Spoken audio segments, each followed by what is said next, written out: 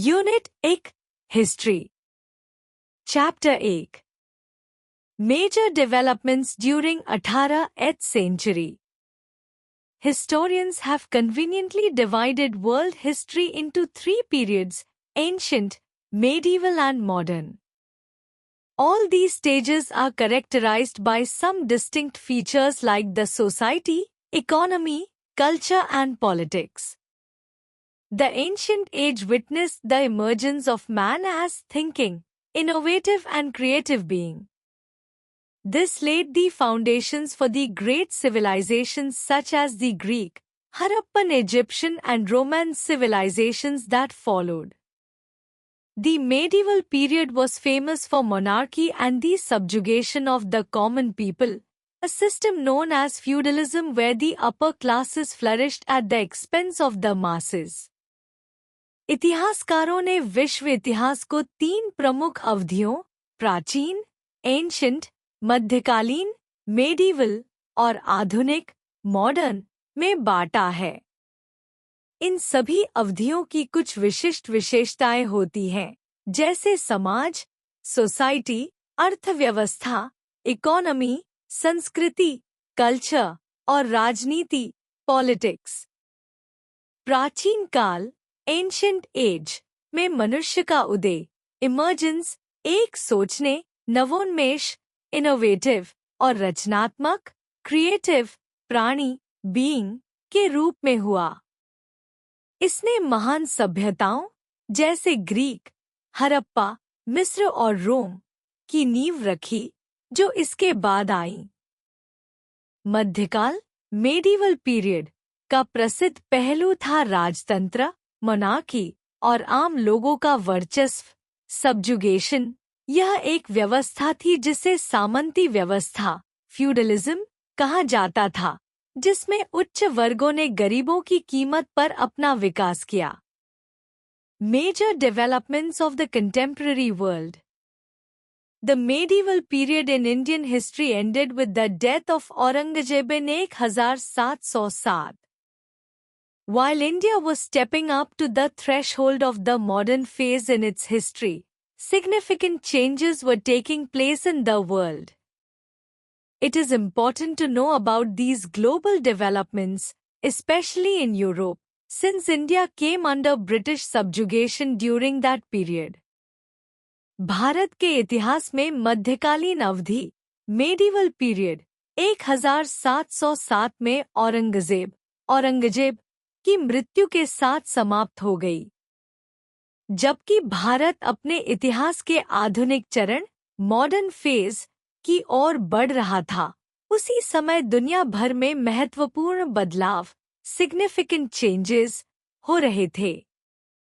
इन वैश्विक विकासों, global developments के बारे में जानना जरूरी है, विशेष रूप से यूरोप में, क्योंकि इसी अवधि में भारत ब्रिटिश आधिपत्य, ब्रिटिश सब्जुगेशन के अधीन हो गया था।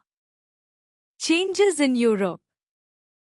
The medieval Europe witnessed series of socio-political transformations. Change was in the air, in arts, literature, science or politics. The Crusades, the holy wars between the Christians and the Muslims, had far-reaching effects on European feudal society. The most important impact was the increase in trade that was the result of the contact between Europe and the Islamic Empire. A major outcome of this trade was the emergence of an interdependent trade network consisting of merchants, artisans and the rising middle class. मध्यकालीन Europe, medieval Europe ने समाज और राजनीति में कई महत्वपूर्ण बदलावों, socio-political transformations का अनुभव किया। परिवर्तन, चेंज, हर क्षेत्र में था, कला, आर्ट्स, साहित्य, लिटरेचर, विज्ञान, साइंस और राजनीति, पॉलिटिक्स में। क्रूसेड्स, ईसाई और मुसलमानों के बीच पवित्र युद्ध, होली वॉर्स का यूरोपीय सामंती समाज, यूरोपियन फ्यूडल सोसाइटी पर गहरा प्रभाव पड़ा। इस युद्ध का सबसे महत्वपूर्ण प्रभाव व्यापार ट्रेड में वृद्धि इंक्रीज था, जो यूरोप और इस्लामिक साम्राज्य इस्लामिक एम्पायर के बीच संपर्क कॉन्टैक्ट के परिणामस्वरूप हुआ।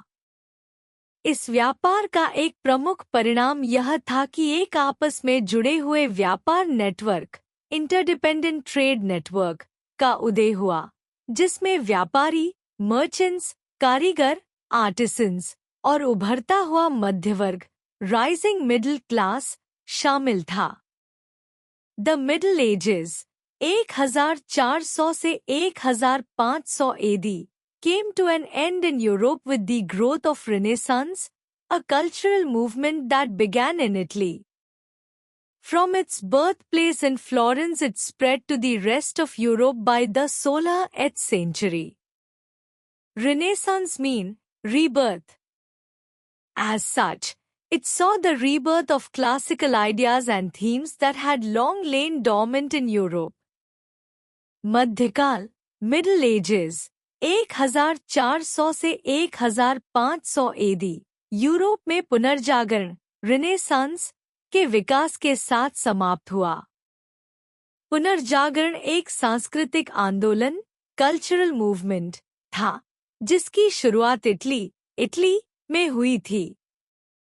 फ्लोरेंस में जन्मे इस आंदोलन ने 16वीं शताब्दी तक पूरे यूरोप में फैलाव स्प्रेड किया।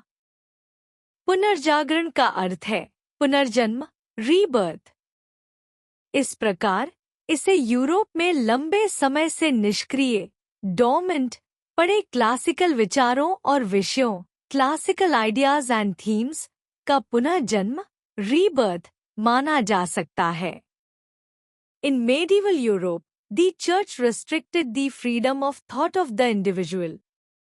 This kind of suppressed environment inspired many people in Europe to think for themselves and to boldly question the authority of established institutions. This upsurge of public sentiment to advance human knowledge was accelerated by Gutenberg's printing press, whose impact gradually eroded the church's stranglehold over literacy. While a handwritten Bible took a year to produce, mechanical press could out Bibles at the rate of one day. Soon, the priests and the privileged aristocracy lost their monopoly over literacy and knowledge. मध्यकालीन Europe में church ने व्यक्ति individual के विचारों की स्वतंत्रता freedom of thought को सीमित रिस्ट्रिक्टेड किया था। इस प्रकार का दबाव सप्रेस्ड वातावरण एनवायरनमेंट यूरोप में कई लोगों को अपने विचारों को स्वतंत्र रूप से व्यक्त करने और स्थापित संस्थाओं एस्टैब्लिश्ड इंस्टीट्यूशंस के अधिकार अथॉरिटी को साहसपूर्वक चुनौती बोल्डली क्वेश्चन करने के लिए प्रेरित इंस्पायर्ड किया। मानव ज्ञान ह्यूमन नॉलेज को आगे बढ़ाने के लिए सार्वजनिक भावना पब्लिक सेंटिमेंट का यह उभार अपसर्ज गुटेनबर्ग की मुद्रण मशीन गुटेनबर्ग्स प्रिंटिंग प्रेस द्वारा और अधिक तेजी से फैल गया, जिसका प्रभाव इम्पैक्ट धीरे धीरे चर्च के साक्षरता लिटरेसी पर पकड़ स्ट्रैंगल होल्ड को कम करता गया। जबकि एक हाथ से लिखी बाइबल हैंडरिटन बाइबल को बनाने में 1 साल का समय लगता था, वहीं एक यांत्रिक प्रेस मैकेनिकल प्रेस एक दिन में एक बाइबल छाप सकती थी। जल्द ही पुजारियों प्रीस्ट्स और विशेषाधिकार प्राप्त अभिजात वर्ग प्रिविलेज्ड एरिस्टोक्रेसी ने साक्षरता और ज्ञान लिटरेसी एंड नॉलेज पर अपनी एकाधिकार मोनोपोली खो दी। We know this new age as the Renaissance. This period witnessed the development of a new phase in art. Glorifying the human body while elevating art to heights never scaled before, the Renaissance artists underscored the biblical truth that God made man to rule the earth. It was implied that man was God's representative on earth, and no one had right to curtail another's rights. Some of the great artists of this period are Leonardo da Vinci, Michelangelo, Cellini, Rubens, Botticelli, Vermeer, Rembrandt and Raphael. हम इस नए युग को पुनर्जागरण Renaissance के रूप में जानते हैं। इस अवधि पीरियड में कला आर्ट के एक नए चरण न्यू फेज का विकास हुआ।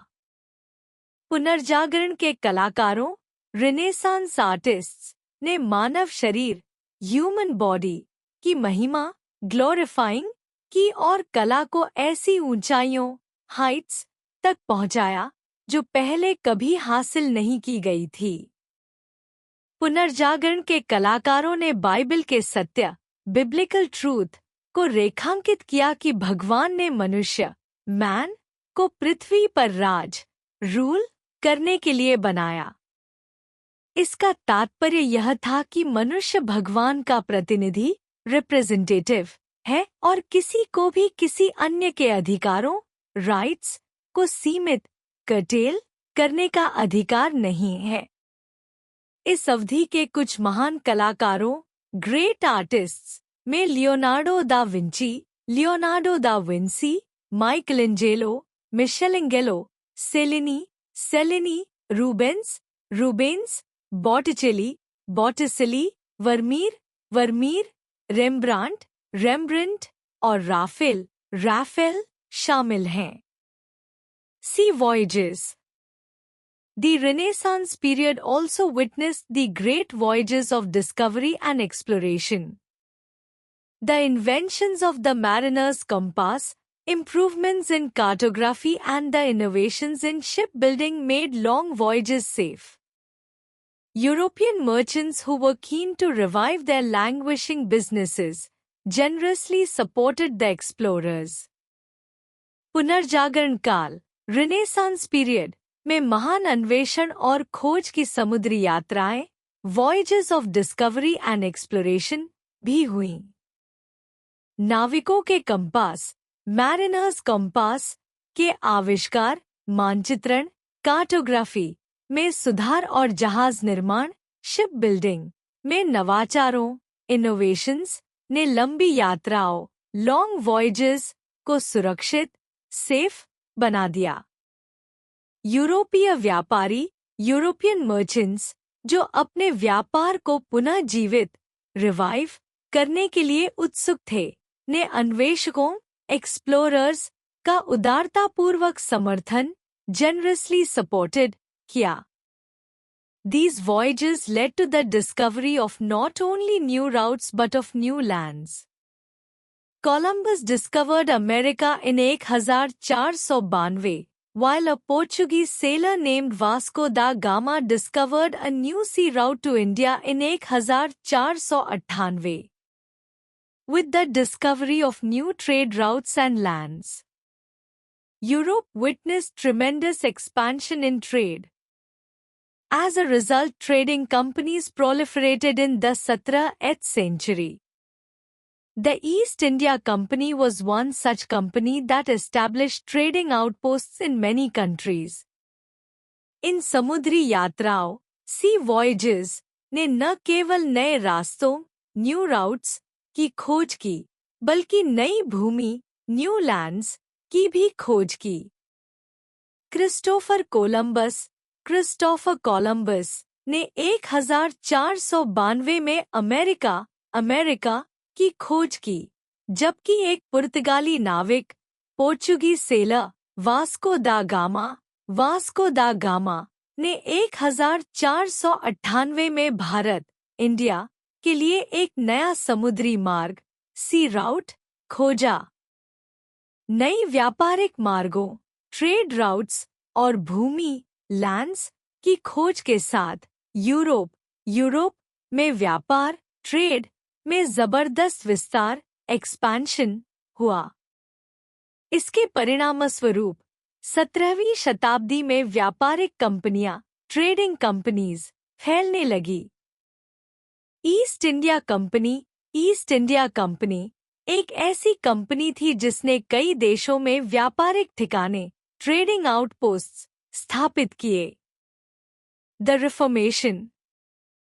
Renaissance played a direct role in sparking the Reformation. The Renaissance gave a huge fillip to the level of literacy and education while emphasizing the study of the ancient classics. This helped the people to raise their voices against the corrupt practices of the Church. The movement began as an attempt to reform the Catholic Church. पुनर्जागरण, Renaissance ने सुधार, reformation को शुरू करने में सीधे तौर पर भूमिका निभाई। पुनर्जागरण ने साक्षरता, लिटरेसी और शिक्षा, एजुकेशन के स्तर को बढ़ावा दिया, साथ ही प्राचीन शास्त्रों, एंशिएंट क्लासिक्स का अध्ययन, स्टडी करने पर बल दिया। इससे लोगों को चर्च की भ्रष्ट प्रथाओं, करप्ट प्रैक्टिसेस के खिलाफ आवाज उठाने, रेज देयर वॉइसेस में मदद मिली। यह आंदोलन, मूवमेंट, कैथोलिक चर्च में सुधार करने के प्रयास, अटेम्प्ट के रूप में शुरू हुआ। It began in 1517 under the leadership of Martin Luther of Germany, when he called for the debate on the sale of indulgences. He led the Reformation, which split Christianity into two branches: the Catholics who believed in the temporal and spiritual hegemony of the Pope in Rome, and the Protestants who believed in the form of Christian faith and practice that sprang from the Reformation. यह सुधार 1517 में Germany के Martin Luther के नेतृत्व में शुरू हुआ, जब उन्होंने इंडल्जेंसेस की बिक्री पर बहस, डिबेट की मांग की। मार्टिन लूथर ने ही इस सुधार आंदोलन, रिफॉर्मेशन का नेतृत्व किया, जिसने ईसाई धर्म, क्रिश्चियनिटी को दो शाखाओं में बांट दिया: कैथलिक्स, जो रोम में पोप की सामयिक और धार्मिक आधिपत्य, टेम्परल एंड स्पिरिचुअल हिगेमनी में विश्वास करते थे, और प्रोटेस्टेंट्स जो सुधार से उत्पन्न ईसाई विश्वास और प्रथा, क्रिश्चियन फेथ एंड प्रैक्टिस पर विश्वास करते थे। The sale of indulgences. Indulgences were byproduct of the Crusades or Holy War of the 12th and 13th centuries. An indulgence was a payment to the Catholic Church that allowed one to purchase an exemption from heavenly punishment for having committed certain kinds of sins.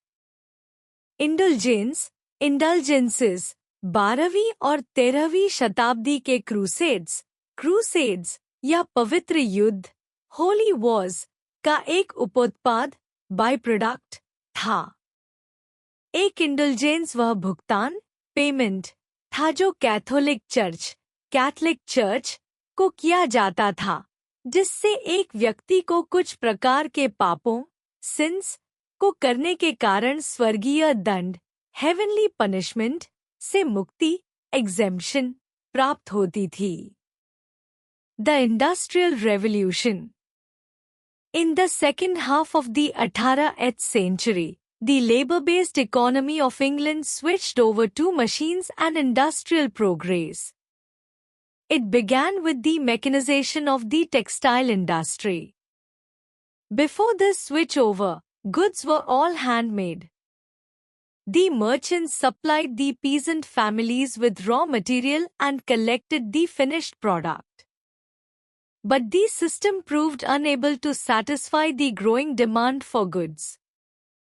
18वीं शताब्दी के दूसरे आधे, second half of the 18th century में England की श्रम आधारित अर्थव्यवस्था, labour based economy, machines और औद्योगिक प्रगति, इंडस्ट्रियल प्रोग्रेस की ओर मुड़ी। इसकी शुरुआत वस्त्र उद्योग, टेक्सटाइल इंडस्ट्री के यांत्रिकीकरण, मैकेनाइजेशन से हुई। इससे पहले सभी उत्पाद, गुड्स हाथ से बनाए जाते थे, हैंडमेड। व्यापारी, मर्चेंट्स कारीगरों, पीजेंट फैमिलीज को कच्चा माल, रॉ मटेरियल देते थे और तैयार उत्पाद, फिनिश्ड प्रोडक्ट इकट्ठा करते थे। लेकिन यह प्रणाली, सिस्टम, बढ़ती हुई वस्तुओं की मांग, ग्रोइंग डिमांड फॉर गुड्स को पूरा सैटिस्फाई करने में असमर्थ, अनेबल साबित हुई। Thus, by the end of the 18th century, the rich merchants set up factories, installed machines and started making machine-made goods. This shift from the manual system to the machine system is known as the Industrial Revolution. Further inventions, such as railways, telegraph, electricity, etc. magnified both its impact and its ability to influence the future course of world history. इस प्रकार 18वीं शताब्दी के अंत तक अमीर व्यापारी, rich merchants ने कारखाने, फैक्ट्रीज स्थापित किए, मशीन्स लगाईं और मशीन से बने उत्पाद, मशीन मेड गुड्स बनाने शुरू किए। इस हस्तशिल्प प्रणाली, मैनुअल सिस्टम से मशीन प्रणाली, मशीन सिस्टम की ओर बदलाव, शिफ्ट को औद्योगिक क्रांति, इंडस्ट्रियल रेवोल्यूशन कहा जाता है। इसके बाद कई और आविष्कार, इन्वेंशंस जैसे रेल मार्ग, रेलवेज, टेलीग्राफ, बिजली, इलेक्ट्रिसिटी आदि ने इसके प्रभाव, इम्पैक्ट और दुनिया के इतिहास, वर्ल्ड हिस्ट्री पर इसके प्रभाव को और बढ़ा दिया। England was the first country to develop this system. It later spread to France, Germany, Russia and the rest of Europe. England इस प्रणाली, सिस्टम को विकसित करने वाला पहला देश, फर्स्ट कंट्री था। इसके बाद यह प्रणाली, सिस्टम फ्रांस, जर्मनी, रूस, रशिया और पूरे यूरोप, रेस्ट ऑफ यूरोप में फैल गई। The Industrial Revolution began in England in the mid-18th century.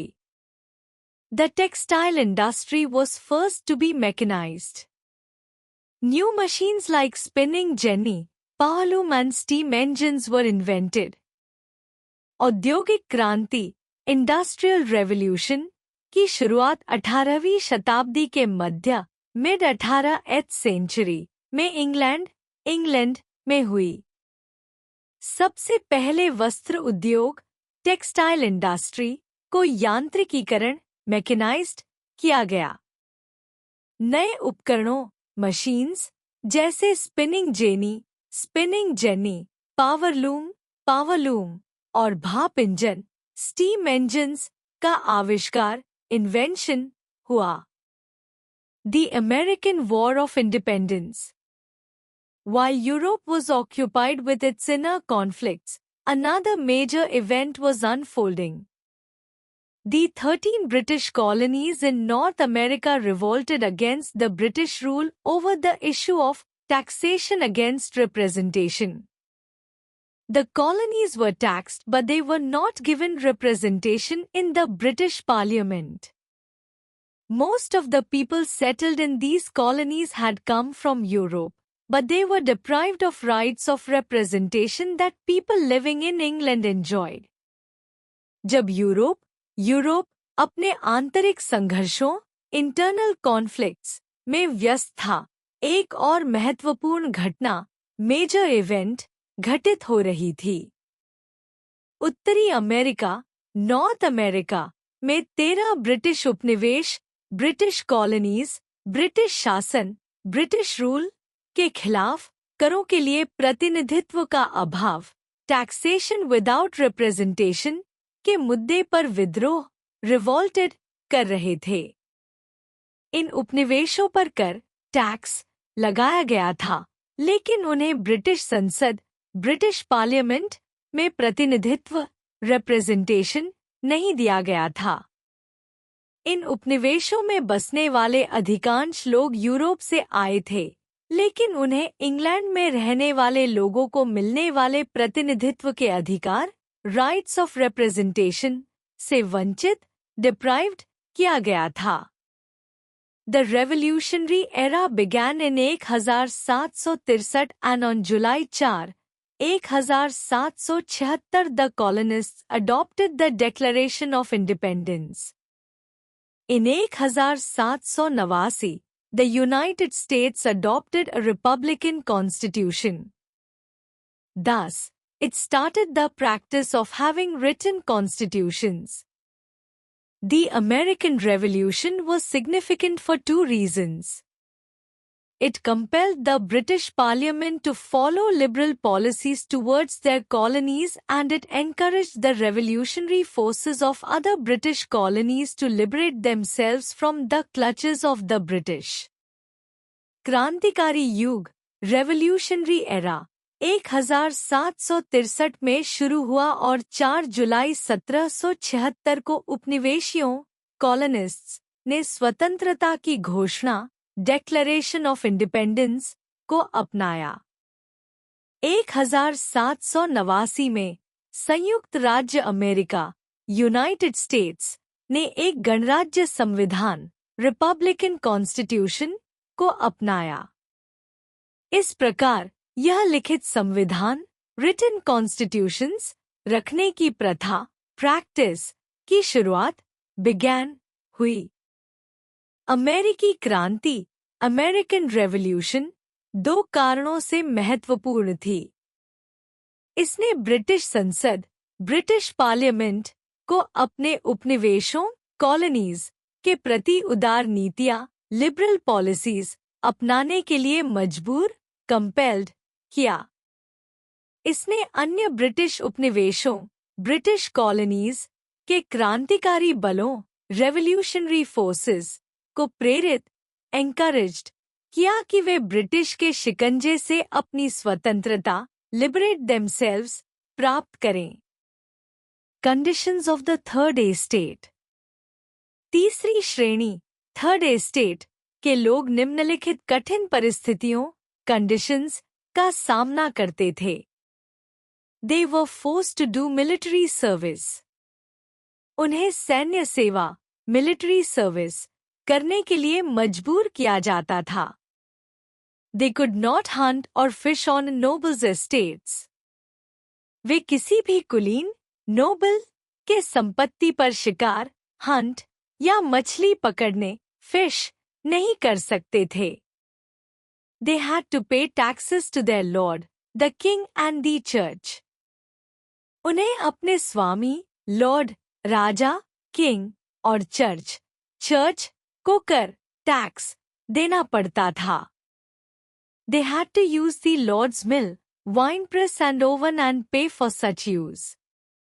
उन्हें स्वामी के चक्की, मिल, शराब बनाने की प्रक्रिया, वाइन प्रेस, और ओवन, का उपयोग करना पड़ता था और इसके लिए भुगतान, पे, करना पड़ता था। The French Revolution. By the end of the 18th century, another revolution took place in France. It had far-reaching effects on the world.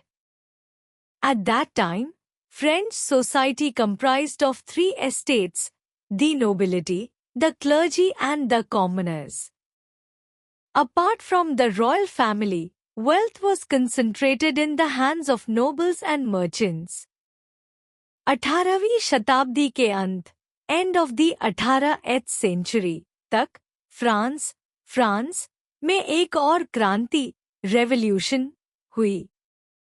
इसका दुनिया, वर्ल्ड, पर दूरगामी प्रभाव, फार-रीचिंग इफेक्ट्स, पड़ा। उस समय फ्रांसीसी समाज, फ्रेंच सोसाइटी, 3 श्रेणियों, एस्टेट्स, में बांटा गया था: कुलीन वर्ग, नोबिलिटी, पादरी वर्ग, क्लर्जी, और सामान्य लोग, कॉमनर्स। राजशाही परिवार, रॉयल फैमिली, को छोड़कर संपत्ति, वेल्थ, कुलीनों, नोबल्स, और व्यापारियों, मर्चेंट्स, के हाथों में संकेंद्रित, कॉन्सेंट्रेटेड, थी। The first and second estates lived in luxury. They did not have to pay taxes. This caused great anger within the third estate, which formed the majority of the French population. The leaders of the Third Estate declared themselves National Assembly, and the revolutionaries rose in rebellion against the king.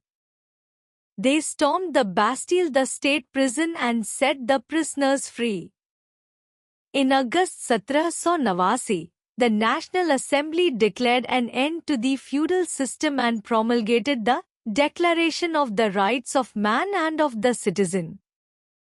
पहली और दूसरी श्रेणियां, first and second estates, विलासिता, लक्ष्यूरी में रहती थी और उन्हें कर, टैक्सेस नहीं चुकाने पड़ते थे। इससे तीसरी श्रेणी, थर्ड एस्टेट, में जो फ्रांसीसी जनसंख्या, फ्रेंच पॉपुलेशन का अधिकांश, मेजॉरिटी हिस्सा थी, भारी गुस्सा, एंगर पैदा हुआ। तीसरी श्रेणी के नेताओं, leaders of the third estate, ने खुद को राष्ट्रीय सभा, नेशनल असेंबली घोषित, डिक्लेयर्ड किया और क्रांतिकारियों, रेवोल्यूशनरीज, ने राजा के खिलाफ विद्रोह, रिबेलियन किया। उन्होंने बैस्टील, जो राज्य जेल, स्टेट प्रिजन थी, पर हमला, स्टॉर्म्ड किया और वहां के कैदियों, प्रिजनर्स, को रिहा, सेट फ्री किया। अगस्त 1789 में राष्ट्रीय सभा ने सामंती व्यवस्था, फ्यूडल सिस्टम, को समाप्त, एंड कर दिया और मानव और नागरिकों के अधिकारों की घोषणा, declaration of the rights of man and of the citizen, को लागू, प्रोमलगेटेड किया। The mass protest of October 1789 forced the royal family to leave Versailles for Paris, never to return. But in June 1791, 1789 के अक्टूबर में हुए बड़े विरोध, मास protest, ने शाही परिवार, रॉयल फैमिली, को वर्सेल्स छोड़ने के लिए मजबूर किया और वे पेरिस चले गए, जहां वे कभी वापस नहीं लौटे। लेकिन जून 1791 में the royal family was caught and taken into custody. Louis XVI was later executed. Thus, the era of the French monarchy came to an end. In 1792, power shifted from the Legislative Assembly to the Paris Commune, which was made up of representatives elected from 48 neighborhood districts called sections. It paved the way for the first French Republic. राजशाही परिवार, royal family, को पकड़ लिया गया और हिरासत, custody में लिया गया। लुई 16 को बाद में फांसी, एग्जीक्यूटेड, दे दी गई। इस प्रकार फ्रांसीसी राजशाही, फ्रेंच मोनार्की, का युग, एरा, समाप्त, एंड, हो गया। 1792 में सत्ता, पावर, लेजिस्लेटिव असेंबली से पेरिस कम्यून में स्थानांतरित, शिफ्टेड, हो गई, जो 48 पड़ोसों, नेबरहुड डिस्ट्रिक्ट्स, से चुने गए प्रतिनिधियों, रिप्रेजेंटेटिव्स, से बनी थी, जिन्हें सेक्शंस कहा जाता था। इसने पहले फ्रांसीसी गणराज्य, फर्स्ट फ्रेंच रिपब्लिक, के निर्माण, बर्थ, का मार्ग प्रशस्त, पेव्ड द वे, किया। New geographical categories. Rise of nationalism. After the success of these revolutions, the spirit of nationalism emerged that bound people together by sense of shared destiny and feelings of belonging and oneness. Countries divided into many parts now began to unite themselves. This new trend in political philosophy resulted in the birth of nation-states with definite geographical boundaries, distinct way of life and governed by a unified code of laws. The revolutions in France and the US strengthened the idea of unity. People with a long and common history joined their hands to be the citizens of one nation. The first states to emerge in Europe as united and independent states were England and France. Germany and Italy followed suit in the 19th century. इन क्रांतियों, revolutions की सफलता के बाद राष्ट्रीयता, nationalism की भावना उभरी, जिसने लोगों को एक साझा भविष्य, शेयर्ड डेस्टिनी और एकता, वननेस के एहसास से जोड़ दिया। जिन देशों में कई भाग, पार्ट्स थे, अब वे एकजुट, यूनाइट होने लगे। इस नई राजनीतिक दर्शन, पॉलिटिकल फिलॉसफी के परिणामस्वरूप राष्ट्र राज्य, नेशन स्टेट्स का जन्म हुआ, जिनकी स्पष्ट भौगोलिक सीमाएं, जियोग्राफिकल बाउंड्रीज, एक विशिष्ट जीवन शैली, डिस्टिंक्ट वे ऑफ लाइफ और एकीकृत कानूनों, यूनिफाइड कोड ऑफ लॉज द्वारा शासन, गवर्न किया जाता था। फ्रांस और अमेरिका, यूएस में हुई क्रांतियों ने एकता, यूनिटी के विचार को मजबूती दी। लोग जो एक लंबी और समान इतिहास, कॉमन हिस्ट्री को साझा करते थे, अब एक राष्ट्र के नागरिक, सिटीजन्स ऑफ वन नेशन बनने के लिए हाथ मिलाने लगे। यूरोप में सबसे पहले एकजुट और स्वतंत्र, यूनाइटेड एंड इंडिपेंडेंट राष्ट्र के रूप में इंग्लैंड और फ्रांस उभरे। इसके बाद जर्मनी और इटली ने 19वीं शताब्दी में इसी रास्ते पर चलना शुरू किया। Timeline 1000 Leif Erikson, a Viking seaman, explored the east coast of North America and established short-lived settlement there. 1000 AD उदास स्माइली लीफ एरिक्सन, एक वाइकिंग नाविक, विकिंग सीमैन, ने उत्तरी अमेरिका, नॉर्थ अमेरिका के पूर्वी तट, ईस्ट कोस्ट का अन्वेषण, एक्सप्लोर किया और वहां एक संक्षिप्त बस्ती, शॉर्ट-लिव्ड सेटलमेंट स्थापित की। 1492 AD Christopher Columbus made the first of 4 voyages to the New World and landed in the Bahamas. 1492 AD उदास स्माइली क्रिस्टोफर कोलंबस ने नई दुनिया, न्यू वर्ल्ड के लिए अपनी 4 यात्राओं में से पहली यात्रा की और बहामास में लंगर डाला। 1497 AD John Cabot of England explored the Atlantic coast of Canada. He claimed the area for the English king, Henry VII. 1497 AD उदास स्माइली जॉन कैबोट ने इंग्लैंड से कनाडा के अटलांटिक तट, अटलांटिक कोस्ट का अन्वेषण किया और इस क्षेत्र, एरिया को इंग्लैंड के राजा किंग हेनरी 7 के लिए क्लेम्ड किया। 1507 AD The name America was first used in a geography book referring to the New World with Italian navigator Amerigo Vespucci, who was often credited with the discovery of the continent.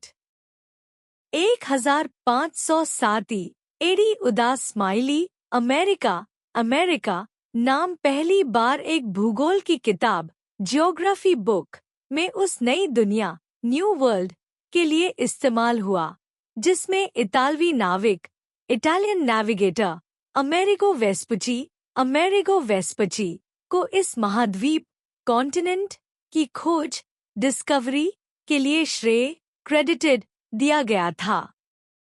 1565 AD The first permanent European colony in North America was established at St. Augustine, Florida, by the Spanish. 1565 AD उदास smiley उत्तरी America, north America में पहली स्थायी यूरोपीय बस्ती, permanent European colony, Spain द्वारा Saint Augustine, Florida में स्थापित की गई।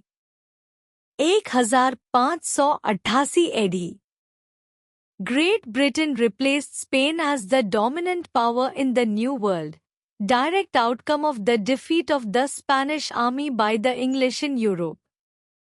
1588 एडी उदास स्माइली ग्रेट ब्रिटेन ने स्पेन को नई दुनिया, न्यू वर्ल्ड में प्रमुख शक्ति, डोमिनेंट पावर के रूप में प्रतिस्थापित, रिप्लेस्ड किया, जो इंग्लैंड द्वारा यूरोप में स्पेनी सेना, स्पेनिश आर्मी को हराने के परिणामस्वरूप आउटकम हुआ। The birth of imperialism. The Industrial Revolution in Europe created the demand of cheap raw materials and new markets for finished goods. The spirit of nationalism supported the creation of nation-states. These nations began to take control of the other non-industrialized nations and colonies. Europe में औद्योगिक क्रांति, industrial revolution ने सस्ते कच्चे माल, cheap raw materials और तैयार माल, finished goods के लिए नए बाजारों, न्यू मार्केट्स की मांग, डिमांड उत्पन्न की। राष्ट्रीयता, नेशनलिज्म की भावना ने राष्ट्र राज्यों, नेशन स्टेट्स के निर्माण, क्रिएशन का समर्थन, सपोर्टेड किया। इन राष्ट्रों ने अन्य गैर औद्योगिकीकरण देशों, नॉन इंडस्ट्रियलाइज्ड नेशंस और उपनिवेशों, कॉलोनीज पर नियंत्रण, कंट्रोल करना शुरू कर दिया। After discovering new countries and sea routes to these places, the Europeans started exploiting the rich natural resources of these colonies, making them economically backward, socially stagnant, and politically weak. The weak countries of Asia and Africa were prime targets for the daring European adventurers, and this was where they came to trade and to establish their colonies. This expansion gave birth to imperialism, a term that means the forceful extension of a nation's dominance by establishing economic and political rule over other nations. नई देशों और समुद्री मार्गों, सी routes की खोज के बाद यूरोपियों ने इन उपनिवेशों के समृद्ध प्राकृतिक संसाधनों, रिच नेचुरल रिसोर्सेज का शोषण, एक्सप्लॉइटिंग करना शुरू कर दिया, जिससे ये देश आर्थिक रूप से पिछड़े, इकोनॉमिकली बैकवर्ड्स, सामाजिक रूप से स्थिर, सोशली स्टैग्नेंट और राजनीतिक रूप से कमजोर, पॉलिटिकली वीक हो गए। एशिया और अफ्रीका के कमजोर देशों, वीक कंट्रीज को यूरोपीय साहसी खोजकर्ताओं, यूरोपियन एडवेंचरर्स का मुख्य लक्ष्य, प्राइम टारगेट्स बना, और यही वह स्थान, प्लेसेस थे जहां वे व्यापार, ट्रेड करने और अपने उपनिवेश, कॉलोनीज स्थापित, एस्टैब्लिश करने आए। इस विस्तार, एक्सपेंशन ने साम्राज्यवाद, इंपेरियलिज्म को जन्म दिया, जो एक ऐसा शब्द है जिसका मतलब है दूसरे देशों पर आर्थिक और राजनीतिक प्रभुत्व, डोमिनेंस स्थापित करने के लिए एक राष्ट्र का बलपूर्वक विस्तार, forceful extension. By the middle of the 18th century, the East India Company became the most dominant group among the European traders in Asia, with India as their most important base. Thus began the colonial imperialist conquest of Asia. In the 19th century, there was unprecedented industrial growth in Europe. By the end of the 19th century, most parts of Asia and Africa came under the control of European imperialism, direct or indirect. 18वीं शताब्दी के मध्य middle of the 18th century तक East India Company Asia में यूरोपीय व्यापारियों European traders में सबसे प्रमुख डोमिनेंट समूह ग्रुप बन गई थी और भारत इंडिया उनके सबसे महत्वपूर्ण केंद्र इम्पोर्टेंट बेस के रूप में उभरा। इस प्रकार एशिया में उपनिवेशवादी साम्राज्यवाद कॉलोनियल इंपेरियलिज्म का संघर्ष कॉन्क्वेस्ट शुरू हुआ। 19वीं शताब्दी 19th सेंचुरी में यूरोप में अभूतपूर्व औद्योगिक विकास अनप्रेसिडेंटेड इंडस्ट्रियल ग्रोथ हुआ। 19वीं शताब्दी के end of the 19th century तक एशिया और अफ्रीका के अधिकांश हिस्से मोस्ट पार्ट्स यूरोपीय साम्राज्यवाद यूरोपियन इंपेरियलिज्म के नियंत्रण कंट्रोल में आ गए, चाहे वह प्रत्यक्ष डायरेक्ट हो या अप्रत्यक्ष indirect. The communist manifesto in 1848 Karl Marx along with Friedrich Engels laid the foundation of socialism. Their book, The Communist Manifesto, states, "The history of all hitherto existing society is the history of class struggles." The book famously declared that the working class would be the grave digger of the capitalist class. 1848 में Karl Marx और Frederick angles ने समाजवाद socialism की नींव रखी।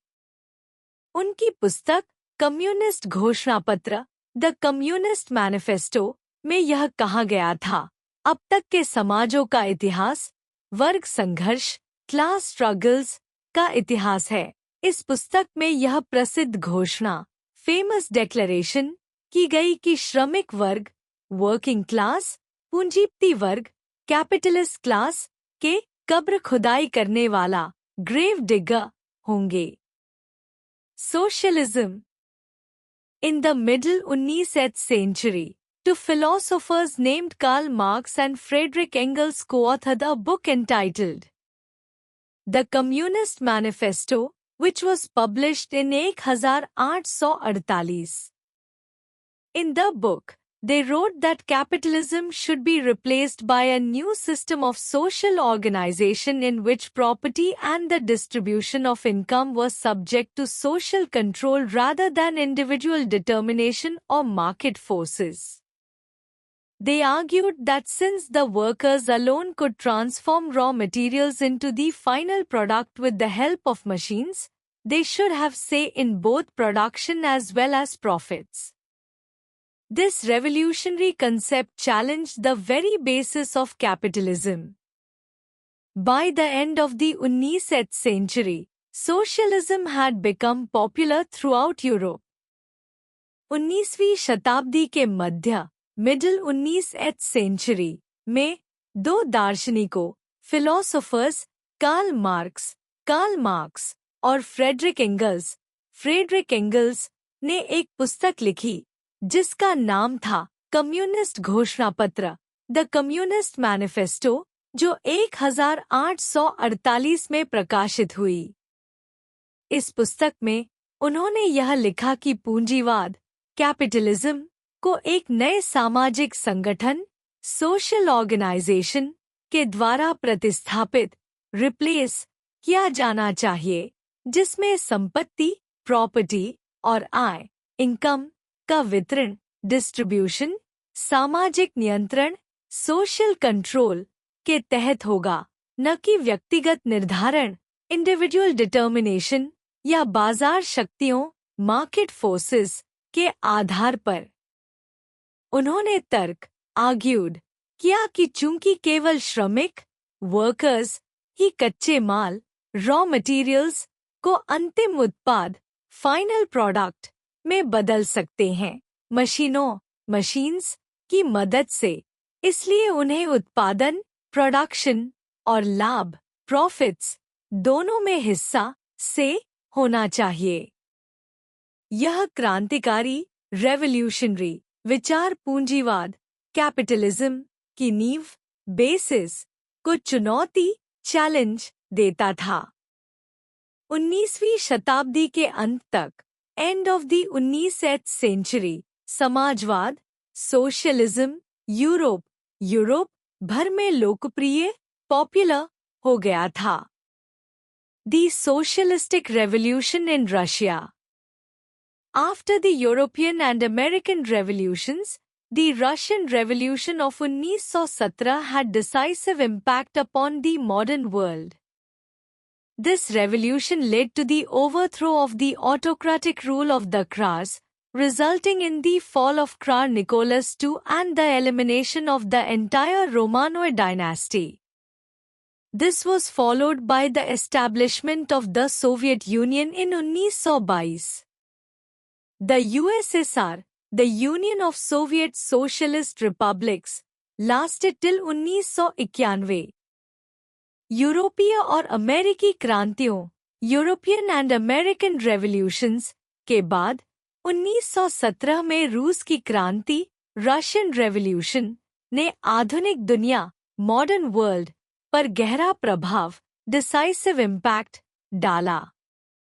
इस क्रांति, revolution ने जार के निरंकुश शासन, autocratic rule of the jars को उखाड़ फेंका, जिसके परिणामस्वरूप जार निकोलस द्वितीय, ज़ार निकोलस II का पतन, फॉल हुआ और रोमनोव राजवंश, रोमानोव डायनेस्टी का अंत, एलिमिनेशन हो गया।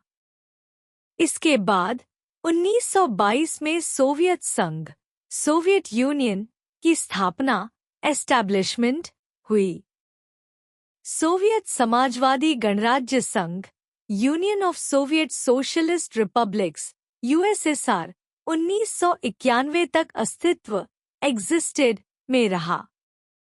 Colonisation of Asian countries. British possession in Asia India.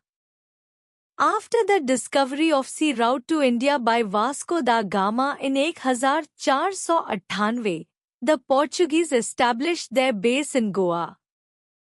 By the early 17th century, the Dutch replaced the Portuguese as the dominant power in Asia.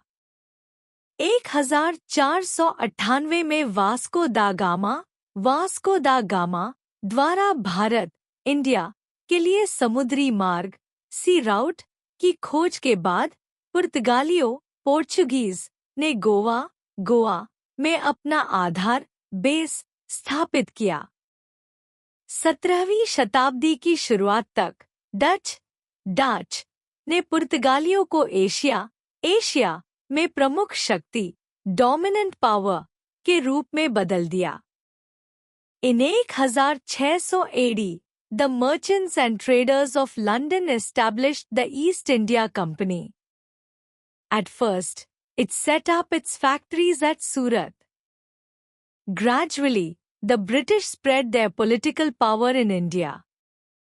1600 AD में London के व्यापारियों, merchants और व्यापारिकों, traders ने east India company की स्थापना की। पहले इसने सूरत में अपने कारखाने, फैक्ट्रीज स्थापित किए। धीरे धीरे ब्रिटिश ने भारत में अपनी राजनीतिक शक्ति, पॉलिटिकल पावर फैलानी शुरू की। By 1765, they had become major political power in Bengal, Bihar and Odisha. This was the beginning of British imperialism in India. Taking advantage of the disunity among the India rulers, they conquered one territory after another.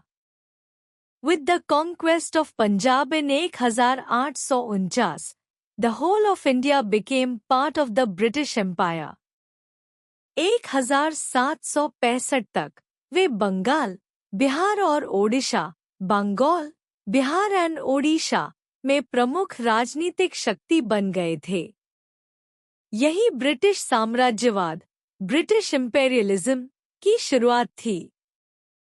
भारतीय शासकों, Indian rulers के बीच की असहमति, disunity का लाभ उठाते हुए उन्होंने एक-एक करके क्षेत्र, टेरिटोरी पर कब्जा किया। 1849 में पंजाब के अधिग्रहण, कॉन्क्वेस्ट के साथ पूरा भारत ब्रिटिश साम्राज्य, ब्रिटिश एम्पायर का हिस्सा बन गया।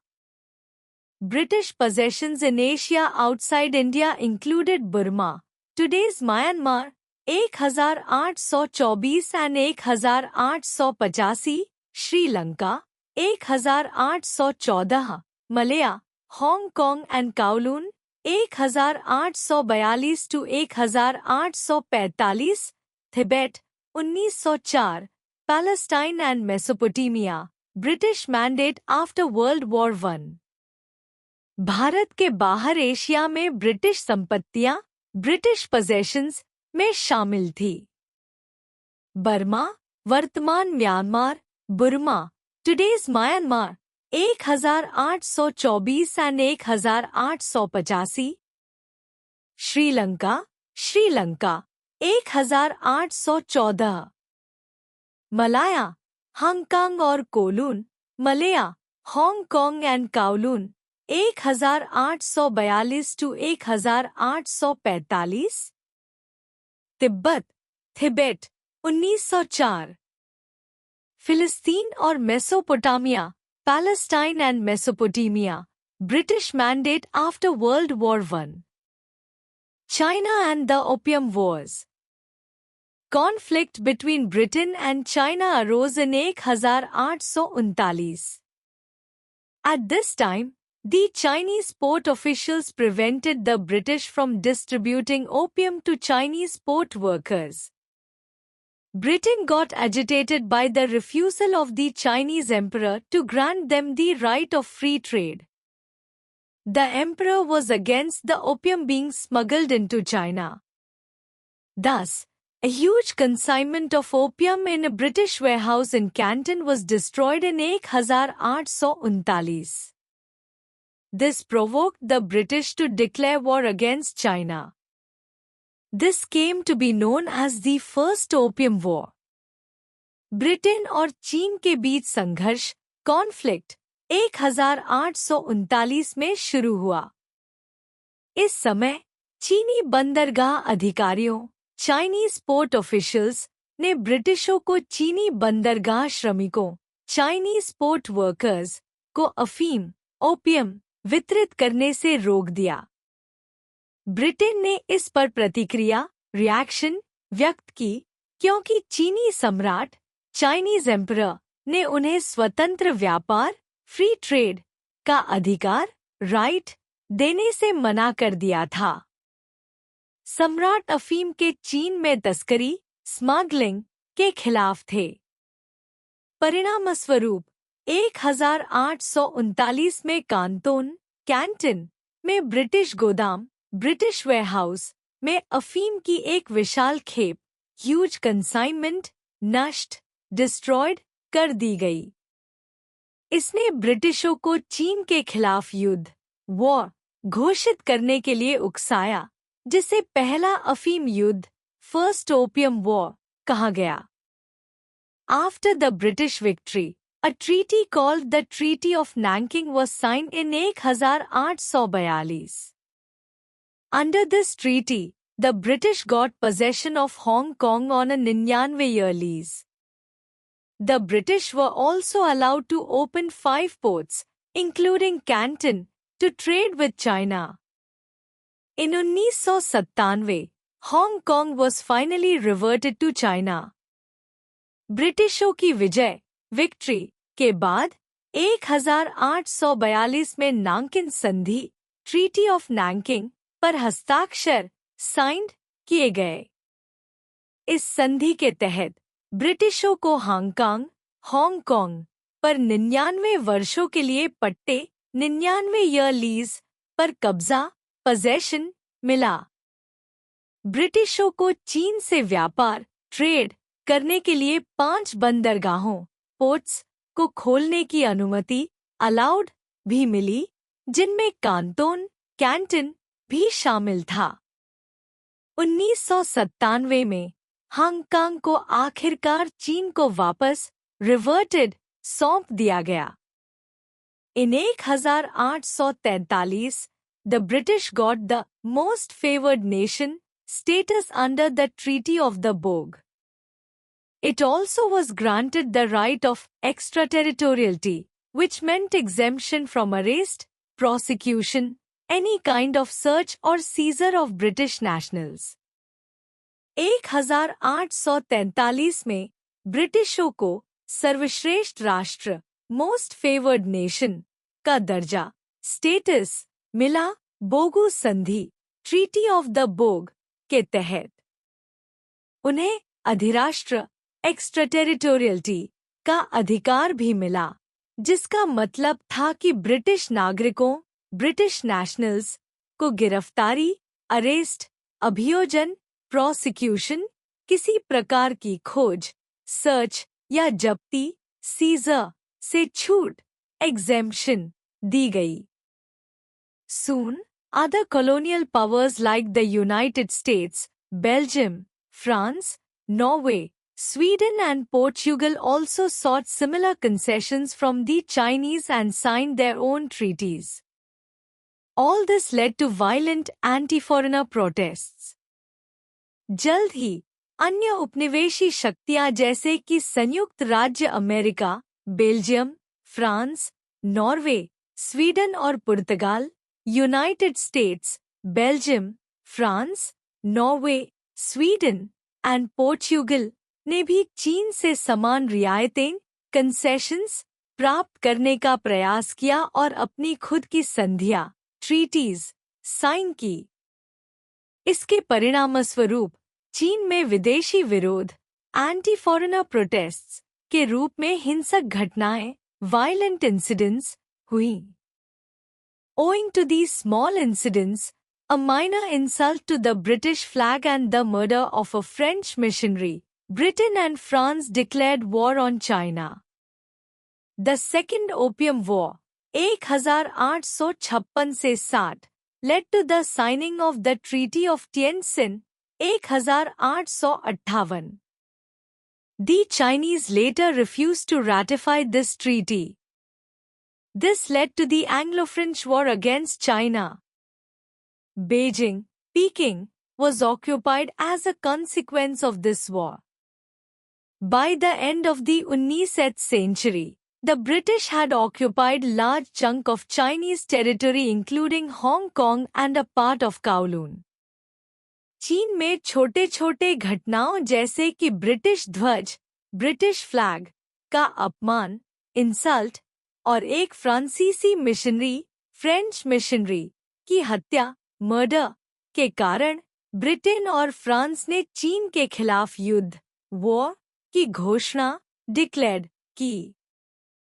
दूसरा अफीम युद्ध, सेकेंड ओपियम वॉर, 1856 से 60 हुआ, जिसके परिणामस्वरूप टिएनसिन संधि, ट्रीटी ऑफ टिएनसिन, 1858 पर हस्ताक्षर साइंड हुए। लेकिन बाद में चीन ने इस संधि को अनुमोदित रैटिफाई करने से मना कर दिया, जिससे एंग्लो फ्रेंच युद्ध, एंग्लो फ्रेंच वॉर चीन के खिलाफ शुरू हुआ। इस युद्ध के परिणामस्वरूप बीजिंग, पेकिंग, बेजिंग, पीकिंग पर कब्जा, ऑक्यूपेशन कर लिया गया। 19वीं शताब्दी के अंत, end of the 19th century तक ब्रिटिशों ने चीन के बड़े हिस्से, large chunk of Chinese territory पर कब्जा कर लिया था, जिसमें हांगकांग और काओलून का एक हिस्सा भी शामिल था। 2. Portuguese possession in Asia. A Portuguese adventurer named Vasco da Gama sailed around the Cape of Good Hope, the southern tip of Africa, and reached Calicut in 1498. AD, thus opening the sea route between Europe and India. The Portuguese started trading with India and the Spice Islands in Far East Asia. They established colonies at Goa, Daman and Diu in India and the Timor and Macau Islands in the Far East. They also tried to occupy Sri Lanka, but were driven out by the Dutch, who were already established. एक पुर्तगाली साहसी नाविक Vasco दा gamma ने 1498 AD में Africa के दक्षिणी सिरे केप ऑफ गुड होप के चारों ओर यात्रा सेल्ड की और कैलिकट पहुंचे। इस प्रकार यूरोप और भारत के बीच समुद्री मार्ग सी राउट खोला। पुर्तगालियों ने भारत, इंडिया और दूर पूर्व एशिया फार ईस्ट एशिया के मसाला द्वीपों स्पाइस आइलैंड्स के साथ व्यापार ट्रेडिंग शुरू किया। उन्होंने भारत, इंडिया में गोवा, दमन और दीव दमन एंड दियू में उपनिवेश कॉलोनीज स्थापित किए और तिमूर और मकाओ द्वीप तिमूर एंड मैकाओ आइलैंड्स में भी उपनिवेश स्थापित किए। इसके अलावा पुर्तगालियों ने श्रीलंका पर कब्जा करने ऑक्यूपाई की कोशिश की, लेकिन उन्हें डच द्वारा खदेड़ दिया गया, जो पहले ही वहां स्थापित हो चुके थे। 3. The Dutch possessions in Asia. The Dutch also established trading company to trade with India and the Spice Islands in the Far East. They occupied Bantam from the Portuguese and established a trade center there. Next, they occupied Amboina and Jakarta. In this way, they became the masters of Java, Sumatra and Borneo. In 1641 AD they occupied Malacca and in 1658 captured Sri Lanka from the Portuguese. But after the defeat of the Dutch in the Napoleonic Wars in Europe, Sri Lanka passed into the hands of the British. डचों ने भी Bharat, India और दूर पूर्व के मसाला द्वीपों spice islands से व्यापार trade करने के लिए एक व्यापारिक कंपनी ट्रेडिंग कंपनी स्थापित की। उन्होंने पुर्तगालियों से बैंटम को कब्जा ऑक्यूपाइड किया और वहां एक व्यापार केंद्र ट्रेड सेंटर स्थापित किया।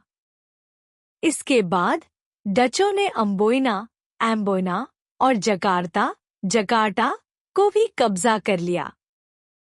इस प्रकार डचों ने जावा, सुमात्रा और बोर्नियो पर अपना शासन स्थापित कर लिया।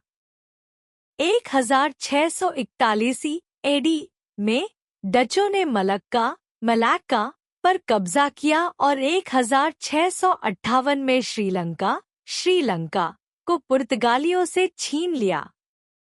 लेकिन यूरोप में नेपोलियन युद्धों नापोलियनिक वॉर्स में डचों की हार डिफीट के बाद श्रीलंका ब्रिटिश के हाथों में चला गया। 4. French colonies in Asia. In 1664, the French East India Company was established. In India, the French established trade centers at Puducherry and Chandranagar. In 1721, they occupied the island of Mauritius in the Indian Ocean. Similarly, they also established the colony of Mahé. Under Napoleon III, the French followed an aggressive policy. In 1860, they landed troops in Vietnam under the pretext of protecting Christians of Indochina and occupied it. By 1885, the whole of Vietnam had come under French control. 1664 में फ्रांसीसी east India company French east India company की स्थापना established की गई। Bharat, India में फ्रांसीसियों ने पुडुचेरी और चंदेरनगोरे में व्यापार केंद्र ट्रेड सेंटर्स स्थापित किए। 1721 में उन्होंने भारतीय महासागर इंडियन ओशन में मॉरिशस द्वीप पर कब्जा किया। इसी प्रकार उन्होंने माहे उपनिवेश भी स्थापित किया। नेपोलियन III के अधीन फ्रांसीसियों ने एक आक्रामक नीति एग्रेसिव पॉलिसी अपनाई। 1860 में उन्होंने वियतनाम में क्रिश्चियनों की रक्षा प्रोटेक्शन ऑफ क्रिश्चियंस का बहाना प्रीटेक्स्ट बनाकर वहां सैनिकों ट्रूप्स को उतारा और इसे अपने कब्जे में ऑक्यूपाइड कर लिया। 1885 तक पूरा होल ऑफ वियतनाम फ्रांसीसी नियंत्रण फ्रेंच कंट्रोल में आ गया। The French also established trade centers in Cambodia and Cochin China in the Far East. Besides, France also got Quang Chau province from China on a lease of 99 years. The France had also established their own East India Company. They came in conflict with the English and fought many wars. Ultimately, they were defeated by the English and remained confined to Puducherry. फ्रांसीसियों ने Cambodia और Cochin China में भी व्यापार केंद्र trade centres स्थापित किए। इसके अलावा फ्रांस ने चाइना से क्वांग चाउ प्रोविंस को 99 वर्षों के पट्टे लीज पर प्राप्त किया। फ्रांस ने अपनी फ्रांसीसी east India company French east India company भी स्थापित की थी। वे इंग्लिश के साथ संघर्ष कॉन्फ्लिक्ट में आए और कई वॉर्स लड़े। अंततः वे अंग्रेजों से हार गए और पुडुचेरी तक ही सीमित रह गए। German possessions in Asia. Germany also established colonies in Asia. It occupied the northeast regions of New Guinea. It also got Kiao Chau province from China on lease and trading concessions in Shantung. In the Pacific, the Germans occupied the Caroline and Marshall Islands. Germany ने भी Asia में उपनिवेश colonies स्थापित किए। उन्होंने New Guinea के उत्तर पूर्वी क्षेत्रों नॉर्थ ईस्ट रीजन्स पर कब्जा किया। इसके अलावा जर्मनी ने चाइना से कियाओ चाउ प्रोविंस को पट्टे लीज पर लिया और शांटिंग में व्यापारिक रियायतें ट्रेडिंग कंसेशंस प्राप्त की। महासागर पैसिफिक में जर्मनों ने कैरोलाइन और मार्शल द्वीपों पर कब्जा किया। 6. Russian possessions in Asia. After their defeat in the Crimean War, the Russian rulers started occupying Central Asiatic countries. Between 1864 and 1868 AD, they occupied Kokand, Bokhara, Khiva, Tashkent, Turkestan, Samarkand, etc. Russia also received from China the island of Liaotung on a lease of 25 years. Crimean War में पराजय defeat के बाद रूस के शासकों Russian rulers ने मध्य एशियाई देशों सेंट्रल एशियाटिक कंट्रीज पर कब्जा करना शुरू किया। 1864 और 1868 एडी के बीच रूस ने खोकंद, बुखारा, खिवा, ताशकंद, तुर्किस्तान, समरकंद आदि क्षेत्रों रीजन्स पर कब्जा किया। रूस ने चीन से लियोतुंग द्वीप आइलैंड ऑफ लियोटिंग को 25 वर्षों के लिए पट्टे लीज पर प्राप्त किया। Introduction to sources. Period under study has a large bulk of sources. Archaeological sources are comparatively less important for this period. Literary sources are of great importance to study this period. अध्याय में अध्ययन किए जा रहे इस काल period के लिए बहुत सारे स्रोत हैं। पुरातात्विक स्रोत आर्कियोलॉजिकल सोर्सेज इस समय के लिए तुलनात्मक रूप से कम महत्वपूर्ण हैं। इस काल के अध्ययन के लिए साहित्यिक स्रोत लिटरेरी सोर्सेज अधिक महत्वपूर्ण हैं।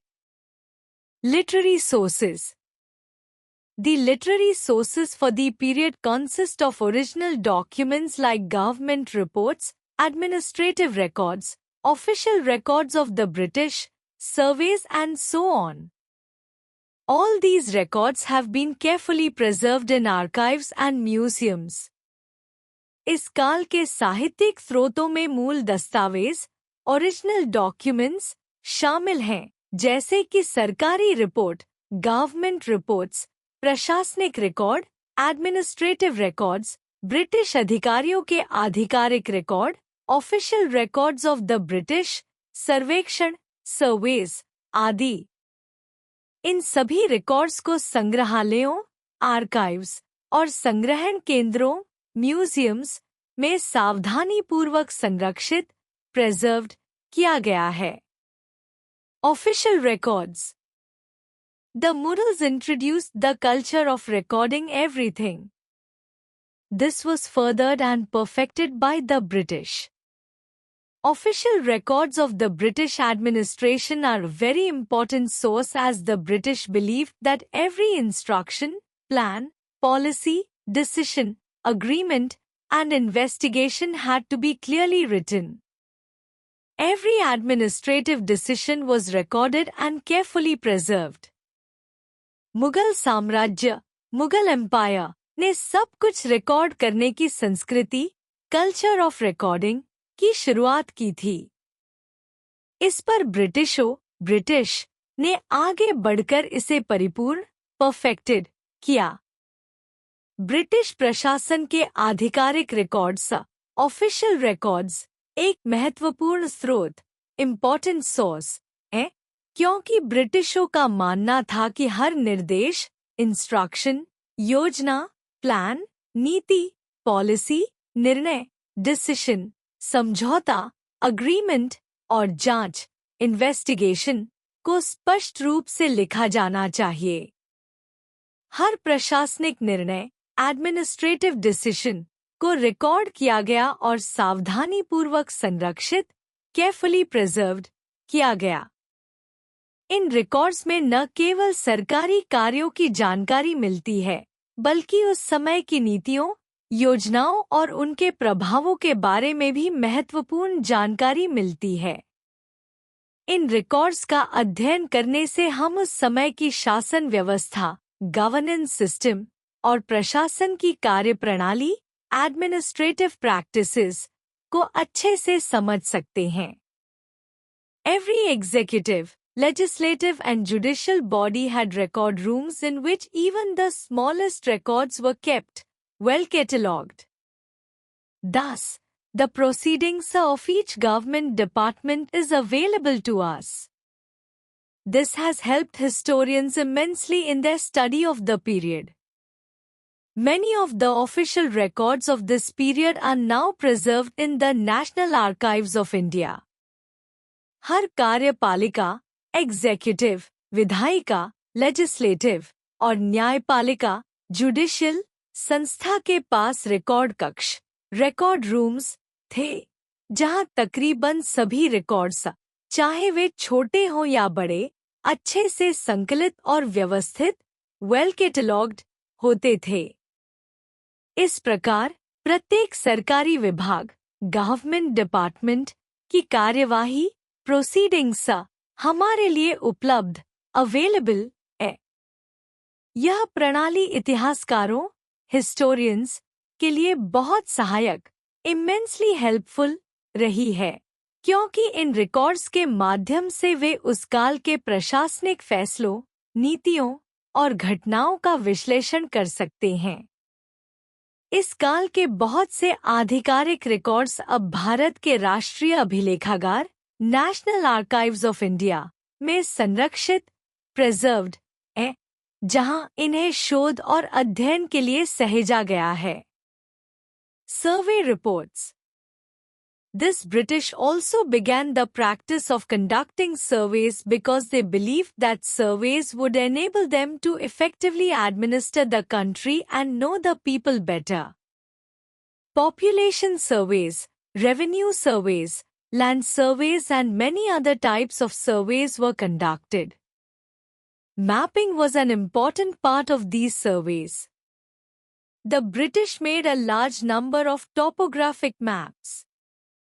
Census operations also began. All these reports are available to us.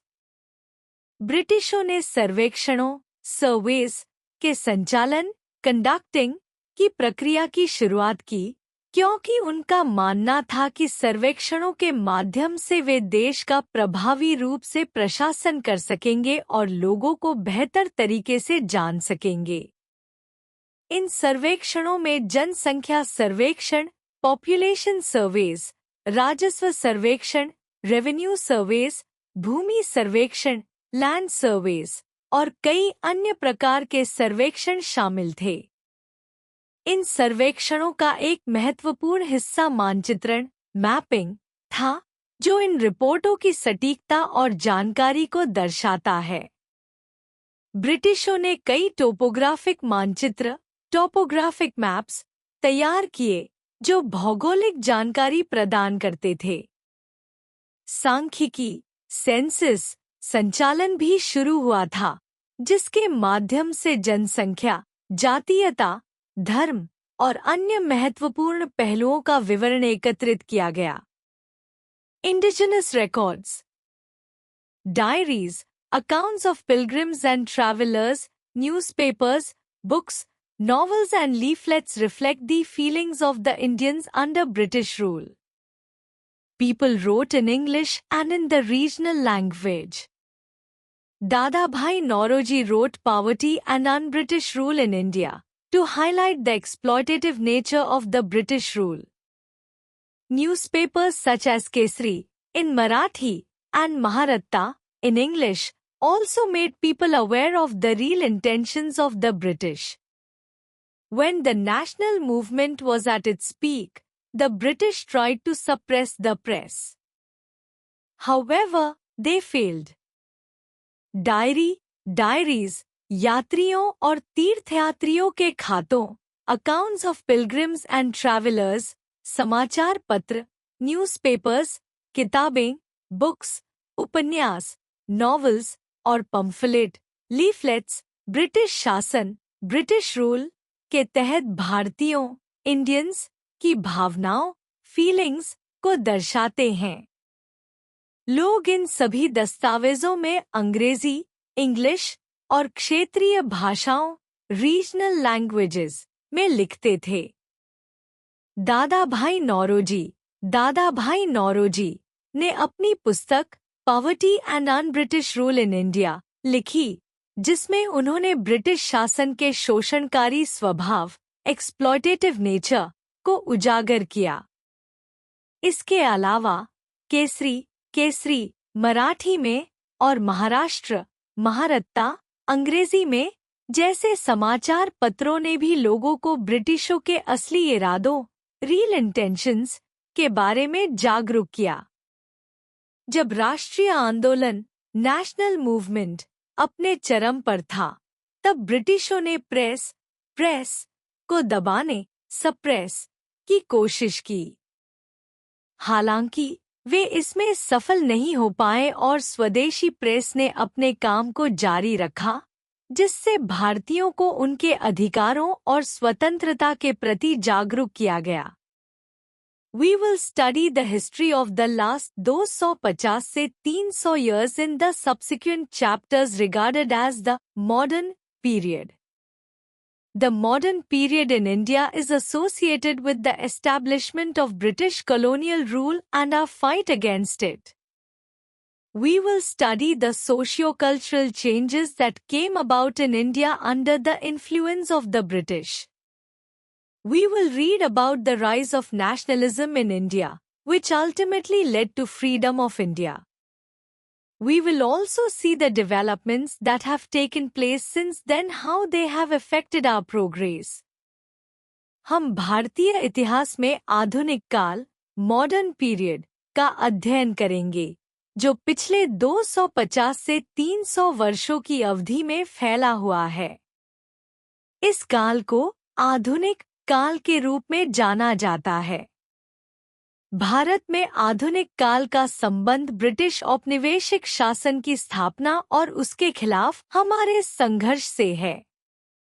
हम इस अध्याय में उन सामाजिक और सांस्कृतिक परिवर्तनों, सोशियो कल्चरल चेंजेस का अध्ययन करेंगे, जो ब्रिटिशों के प्रभाव, इन्फ्लुएंस ऑफ द ब्रिटिश के तहत भारत में आए। हम भारत में राष्ट्रीयता, नेशनलिज्म के उत्थान के बारे में पढ़ेंगे, जो अंततः भारत की स्वतंत्रता, फ्रीडम ऑफ इंडिया की ओर ले गया। इसके अलावा हम यह भी देखेंगे कि स्वतंत्रता प्राप्ति के बाद, आफ्टर इंडिपेंडेंस, भारत में जो विकास, डेवलपमेंट्स हुए हैं, वे हमारे प्रगति, प्रोग्रेस को किस प्रकार प्रभावित, अफेक्ट करते हैं।